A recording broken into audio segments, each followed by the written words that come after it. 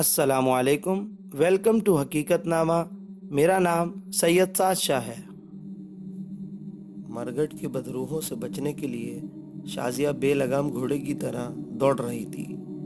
چند منٹ بعد ہی اس کی ٹانگیں جواب دے گئیں اور وہ لڑکھڑاتی ہوئی زمین پر گر گئی۔ اس کے ساتھ ہی اس کا ذہن تاریکیوں میں ڈوبتا چلا گیا۔ یہ کیفیت نہ جانے کتنی دیر طاری رہی، پھر اس کی آنکھیں کھلیں تو وہ نرم گیلی زمین کے بجائے پختہ فرش پر پڑی تھی۔ اسے بدروحوں کا خیال آیا اور وہ تیزی سے اٹھ بیٹھی، لیکن ماحول کا جائزہ لیتے ہی وہ حیران رہ گئی۔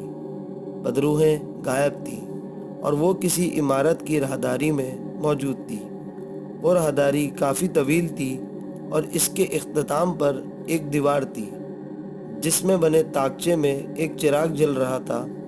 دائیں بائیں کئی کمرے تھے جن کے دروازے بند نظر آ رہے تھے۔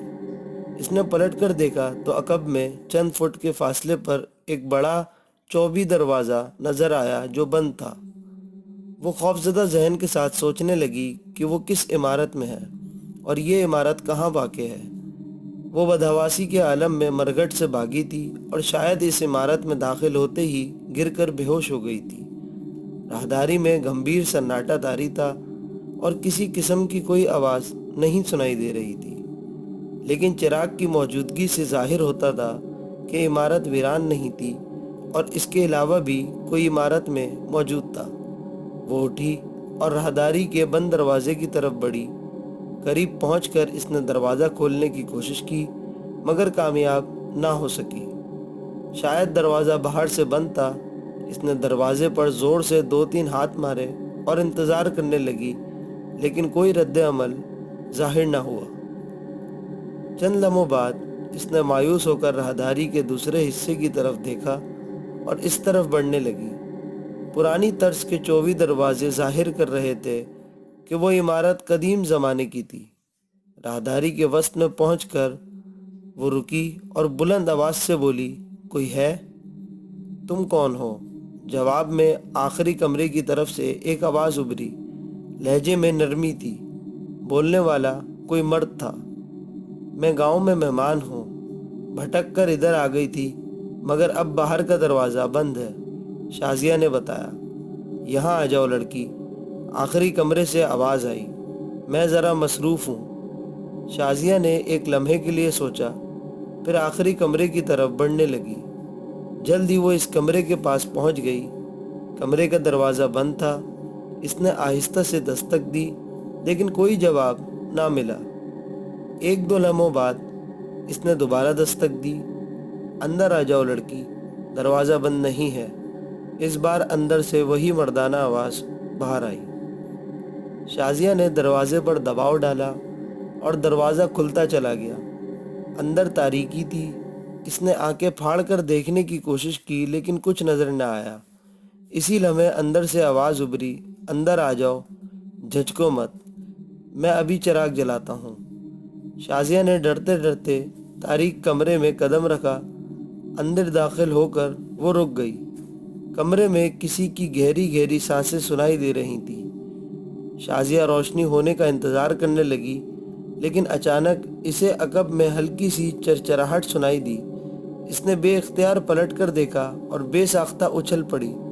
کمرے کا دروازہ بند ہو چکا تھا۔ وہ تیزی سے دروازے کی طرف جھپٹی۔ ٹھیک اسی لمحے کمرے میں چراغ کی روشنی پھیل گئی۔ اس نے پلٹ کر دیکھا۔ کمرے کے سامنے والی دیوار کے ایک طاقچے میں چراغ جل رہا تھا۔ اس نے روشنی میں ادھر ادھر دیکھا۔ بائیں جانب کے کونے میں ایک چارپائی پر کوئی چادر اوڑھے سو رہا تھا۔ اس کے سوا وہاں کوئی آدمی نہ تھا، نہ کسی قسم کا سامان۔ سونے والے نے سر سے پاؤں تک چادر اوڑھ رکھی تھی۔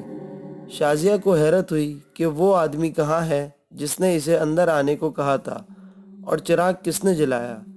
اس نے سونے والے کو مخاطب کیا، تم کون ہو اور چراغ کس نے جلا دیا؟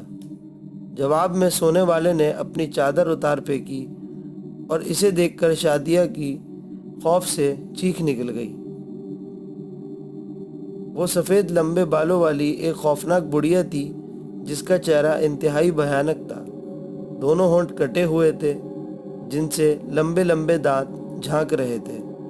جسم انتہائی کمزور اور دبلا پتلا تھا، آنکھوں میں خون کی سرخی تھی، لباس سے محروم اس کا بدن توے کی مانند سیاہ تھا اور پاؤں پیچھے کی طرف مڑے ہوئے تھے۔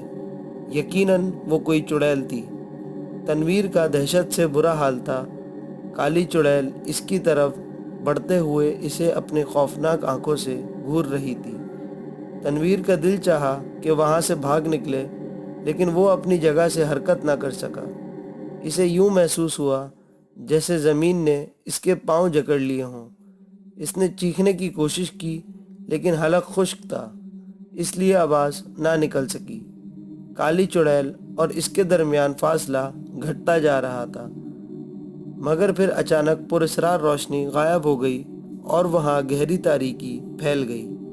اندھیرا ہوتے ہی تنویر کے ذہن میں ایک دم خیال آیا کہ اسے فوراً اپنی جگہ سے ایک طرف ہٹ جانا چاہیے تاکہ چڑیل کی زد میں نہ آ سکے۔ چنانچہ وہ تیزی سے بائیں جانب ہٹتا چلا گیا۔ 3-4 قدم چل کر وہ رک گیا اور چڑیل کو دیکھنے کی کوشش کرنے لگا، لیکن تاریکی میں وہ نظر نہ آئی۔ اس کی خونخوار آنکھیں بھی دکھائی نہیں دے رہی تھیں۔ وہ توجہ سے اس کے پاؤں کی چاپ سننے کی کوشش کرنے لگا۔ کئی لمحے گزر گئے، لیکن کوئی آہٹ نہ سنائی دی۔ اس نے اطمینان کا سانس لیا۔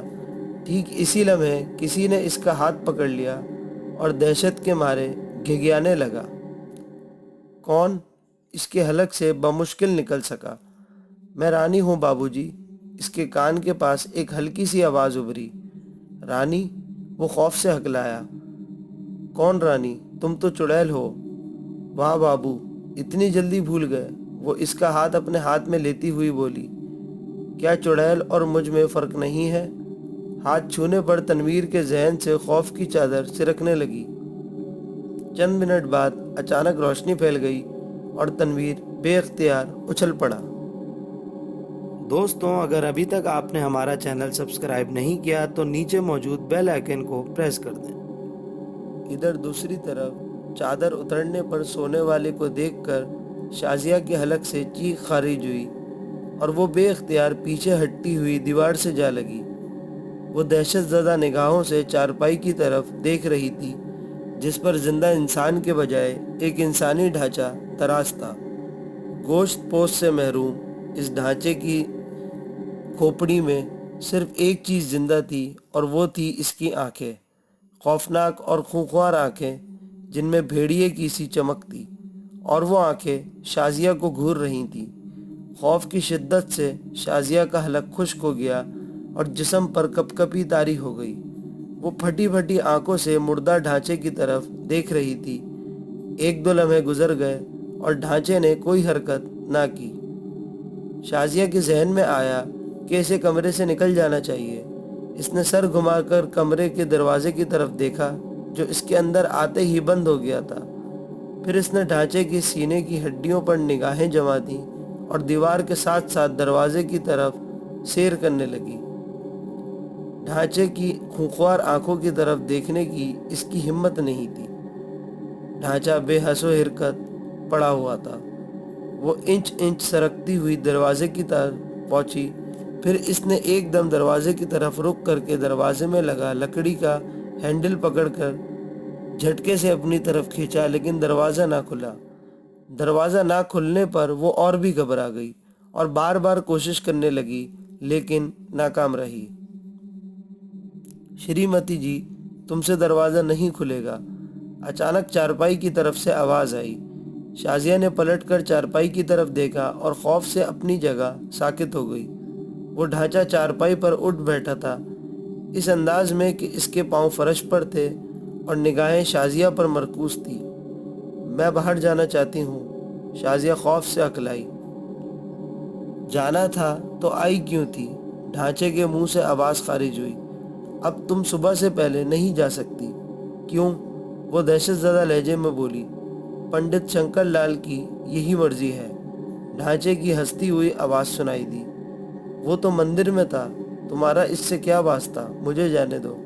ہرگز نہیں، وہ مندر میں ہے تو تم کون سا مندر سے باہر ہو؟ تم اس وقت مندر میں ہی ہو، ڈھانچے نے کہا۔ وہ پوجا پاٹ سے فارغ ہو کر یہاں آئے گا، میں اس کا داس ہوں۔ یہ سن کر شازیہ کی حواس گم ہونے لگے کہ وہ مندر میں ہی تھی۔ بدروحوں سے بچنے کے لیے وہ نادانستگی میں دوبارہ اسی مندر میں آ پھنسی تھی جہاں سے وہ بھاگی تھی۔ اسے کرشن کمار کی بات یاد آئی کہ پنڈت شنکر لال پراسرار علوم کا ماہر ہے۔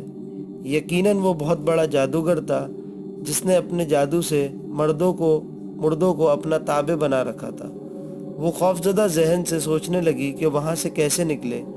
دروازہ باہر سے بند معلوم ہوتا تھا جسے وہ کھولنے میں ناکام رہی تھی۔ یقیناً ڈھانچے کو بھی معلوم تھا کہ اس سے دروازہ نہیں کھلے گا، اس لیے اس نے شازیہ کو دروازے تک جانے سے نہیں روکا تھا۔ وہ کیا چاہتا ہے مجھ سے؟ اس نے خوفزدہ لہجے میں ڈھانچے سے پوچھا۔ بدلہ، انتقام، ڈھانچے نے کہا۔ وہ تم سے انتقام لینا چاہتا ہے؟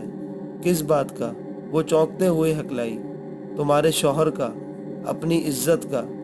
تمہارے شوہر نے اس کی بیٹی سیتا کے جسم کو چھوا تھا، اسے گناہ کی طرف راغب کیا تھا اور لذت حاصل کرنے کی کوشش کی تھی، لیکن سیتا کی حفاظت پر مامور غیبی طاقت نے پنڈت شنکر لال کو خبر کر دی تھی۔ ڈھانچے کی بات سن کر شازیہ سناٹے میں رہ گئی۔ اسے تنویر سے ایسی حرکت کی توقع نہ تھی۔ ڈھانچہ چارپائی پر کسی زندہ وجود کی مانند بیٹھا خوفناک نگاہوں سے شازیہ کی طرف دیکھ رہا تھا، اور شازیہ فرش پر نگاہیں جمائے تنویر کے بارے میں سوچ رہی تھی۔ اس کے ذہن میں آندیاں چل رہی تھیں۔ اس نے کبھی خواب میں بھی نہ سوچا تھا کہ اس کے ہوتے ہوئے تنویر کسی دوسری عورت کی خواہش کر سکتا ہے۔ تنویر نے طویل افیئر کے بعد اس سے شادی کی تھی، اور شادی سے پہلے اس کے سوا تنویر کی زندگی میں کوئی لڑکی نہیں آئی تھی۔ اس نے شادی سے پہلے اپنے طور پر پوری تحقیق کر لی تھی کہ تنویر کی کسی دوسری لڑکی کے ساتھ تعلقات نہیں ہیں۔ خود تنویر نے بھی اس بات کا اعتراف کیا تھا کہ وہ اس کی پہلی اور آخری محبت ہے، اور اگر وہ اس سے شادی کرنے میں کامیاب نہ ہو سکا تو ساری عمر کنوارا رہے گا۔ چنانچہ ڈھانچے سے سیتا اور تنویر کا چکر سن کر اس کو یقین نہیں آ رہا تھا کہ تنویر نے اس کی غیر موجودگی میں سیتا سے چھیڑ چھاڑ کی ہوگی۔ سیتا اس کی میزبان کی بیوی اور ہندو تھی، پھر سماجی اور مالی اعتبار سے بھی وہ اس قابل نہیں تھی کہ تنویر اس پر توجہ دیتا۔ سب سے بڑی بات یہ تھی کہ شام سے پہلے صرف 1 گھنٹے کے لیے اس نے تنویر کو سیتا کے پاس چھوڑا تھا۔ اس 1 گھنٹے میں تنویر کا سیتا سے تعلقات قائم کرنا بھی ممکن بات نہ تھی، جبکہ ان کے گھر آئے انہیں چند ہی گھنٹے گزرے تھے۔ یہ دلائل تنویر کو بے گناہ ثابت کرتے تھے۔ چند منٹ تک شازیہ اسی سوچ میں الجھے رہی، پھر ایک دم اسے یاد آیا کہ شنکر لال اس سے تنویر کی زیادتی کا انتقام لینا چاہتا ہے، اور وہ کسی بھی لمحے وہاں پہنچ سکتا تھا۔ شنکر لال کا خیال آتے ہی وہ ایک بار پھر خوفزدہ ہو گئی۔ اس نے ڈھانچے کی طرف دیکھا اور بے اختیار اچھل پڑی۔ وہاں نہ ڈھانچہ تھا اور نہ اس کی چارپائی، وہ جگہ خالی دکھائی دے رہی تھی۔ اس کے سوچنے کے دوران میں نہ جانے وہ چارپائی سمیت کہاں غائب ہو گیا تھا۔ اس نے سوچا کہ موقع اچھا ہے، دروازہ کھولنے کی کوشش کرنی چاہیے۔ چنانچہ وہ ایک بار پھر دروازے کا ہینڈل پکڑ کر کھینچنے لگی، مگر اس بار فوراً ہی دروازہ کھل گیا۔ وہ دل ہی دل میں بہت خوش ہوئی۔ باہر راہداری میں تاریکی پھیلی ہوئی تھی۔ وہ نہیں جانتی تھی کہ راہداری کا بیرونی دروازہ کس سمت میں ہے، پھر بھی وہ باہر نکل کر دبے پاؤں ایک طرف چلنے لگی۔ وہ دیوار کے ساتھ ساتھ چل رہی تھی، لیکن راہداری شیطان کی آنت کی مانند لمبی ہوتی جا رہی تھی۔ اس کے اندازے کے مطابق وہ 100-150 قدم کا فاصلہ طے کر چکی تھی، لیکن راہداری ختم نہ ہوئی۔ مزید 10-12 قدم چلنے کے بعد اسے ہلکی ہلکی آوازیں سنائی دینے لگی۔ یوں لگتا تھا کہ اس سمت میں کچھ لوگ بھجن گانے میں مصروف ہوں۔ اس نے ایک لمحہ رک کر غور سے وہ آوازیں سنی اور دوبارہ آگے بڑھنے لگی۔ پوجا کرنے والوں کی آوازیں تیز ہوتی جا رہی تھیں۔ پھر اچانک اس کا بڑا ہوا ہاتھ سامنے کسی دروازے سے ٹکرایا اور وہ رک گئی۔ بھجن گانے کی آواز اسی دروازے کے عقب سے آ رہی تھی۔ یقیناً وہ مندر کا پوجا پاٹ والا حصہ تھا۔ اچانک اس کے ذہن میں بجلی کی سی تیزی سے خیال آیا کہ کیوں نہ پوجا کرنے والوں میں پہنچ جائے۔ پجاریوں کی موجودگی میں شنکر لال اس پر ہاتھ نہ ڈال سکے گا اور وہ پوجا ختم ہونے پر گاؤں والوں کے ساتھ گاؤں پہنچ جائے گی۔ یہ سوچ کر اس نے دروازے پر دستک دی، لیکن دستک کی آواز بھجن کی آواز میں دب گئی۔ تب اس نے دروازے پر دباؤ ڈالا اور دروازہ کھلتا چلا گیا۔ اندر بہت بڑا ہال تھا جس میں 20-25 نوجوان مرد اور لڑکیاں موجود تھیں۔ وہ سب ایک بت کے سامنے سر جھکائے بھجن گا رہے تھے۔ سب سے آگے شنکر لال کھڑا تھا۔ شازیہ ہال میں داخل ہو کر دروازے کے پاس ہی دیوار کے ساتھ کھڑی ہو گئی۔ اب اسے قدرے اطمینان تھا کہ یہاں وہ محفوظ ہے اور پوجا ختم ہونے کے بعد گاؤں والوں کے ساتھ مندر سے نکل جائے گی۔ لیکن چند لمحوں بعد اچانک شنکر لال نے پلٹ کر اس کی طرف خوخوار نگاہوں سے دیکھا اور دوسرے ہی لمحے وہاں گہری تاریکی اور سناٹا پھیلتا چلا گیا۔